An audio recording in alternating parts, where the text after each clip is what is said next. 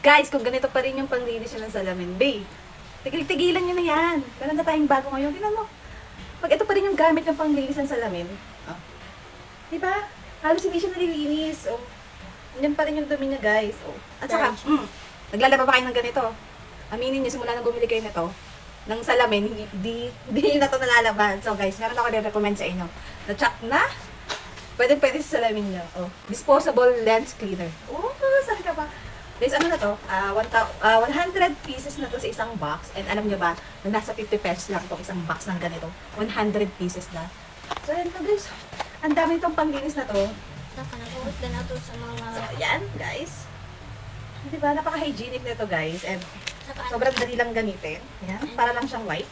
White or white. Ayan. Oh.